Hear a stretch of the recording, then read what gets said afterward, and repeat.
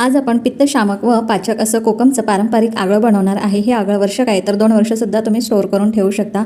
हे आगळं बनवण्यासाठी सर्वप्रथम इथे मी 1 कप कोकम घेतलेला आहे। हे कोकम आपण आता एका भांड्यामध्ये काढून घ्यायचं आहे आणि त्याच कपाने मोजून 1 कप गरम पाणी घ्यायचं आहे आणि ते त्या कोकममध्ये घालून घ्यायचं आहे। कोकममध्ये गरम पाणी घालताच कोकमचा रंग पाण्यामध्ये उतरलेला आहे।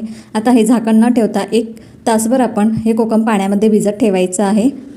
झाकण ठेवलं तर कोकमचं आगळ कडू होऊ शकतं, म्हणून झाकण न ठेवताच हे भिजत ठेवायचं। 1 तासानंतर तुम्ही बघू शकता कोकम आपलं चांगलं भिजलेलं आहे। अगदी हाताने मॅश केलं तरी ते मॅश होतंय। आता आपण हे कोकम एका मिक्सरच्या भांड्यामध्ये काढून घ्यायचं आहे पाण्यासकट आणि मिक्सरला फिरवून त्याची बारीक पेस्ट तयार करून घ्यायची आहे। आता आपली पेस्ट तयार झालेली आहे। ही आता पेस्ट आपण एका भांड्यामध्ये गाळणीने गाळून घ्यायची आहे। असं पण आयुर्वेदाप्रमाणे कोकम आपल्या शरीरासाठी खूपच फायदेकर असतं आणि उन्हाळ्याच्या दिवसात तर आपण कोकमच्या आगळापासून केलेला सरबत जर पिला तर आपल्याला उन्हाळ्यात अजिबात आम्लपित्त किंवा पित्त किंवा जळजळ असा त्रास होत नाही। आता आपली पेस्ट तयार झालेली आहे गाळून।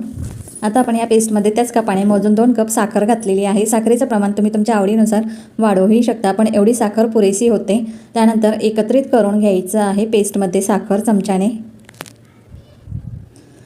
हे मिश्रण व्यवस्थित एकत्रित झाल्यानंतर गॅस चालू करून त्यावर हे भांडं ठेवायचं आहे मिश्रणाचं।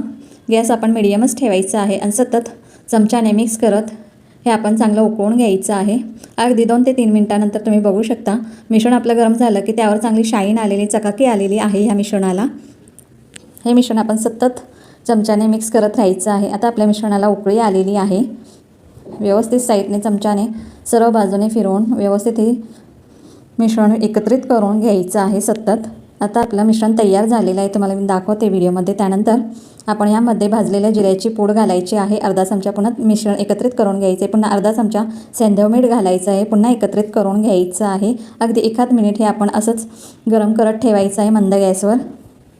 त्यानंतर आपण गॅस बंद करायचा आहे आणि रूम टेम्परेचरवर हे तासभर थंड होण्यासाठी ठेवायचं आहे। या पद्धतीने आपलं बॅटर तयार झालं पाहिजे। आता 1 तासानंतर तुम्ही बघू शकता आपलं आगळं थंड झालेलं आहे। ते एका स्वच्छ काचेच्या कोरड्या बरणीमध्ये आपण भरून घ्यायचं आहे। तुम्ही बघू शकता आगळला किती मस्त रंग असा आलेला आहे आणि अगदी परफेक्ट असं आगळ घट्ट दाटसर असं तयार झालेलं आहे। आता हे आगळ आपण वर्ष काय तर 2 वर्षसुद्धा स्टोअर करून ठेवू शकतो। रूम टेम्परेचरवर 1 ते 1.5 वर्ष हे राहू शकतं आणि फ्रीजमध्ये 2 वर्ष हे आपण स्टोअर करून ठेवू शकतो। आता या आगळपासून आपण सरबत तयार करणार आहे। त्यासाठी एका काचेच्या ग्लासमध्ये इथे मी 2 ते 3 चमचे आगळ घेतलेलं आहे कोकमचं। त्यानंतर त्यामध्ये थंड पाणी घातलेलं आहे। पुन्हा हे चमच्याने एकत्रित करून घ्यायचं आहे। एकत्रित केल्यानंतर तुम्ही बघू शकता आपल्या सरबतलाही किती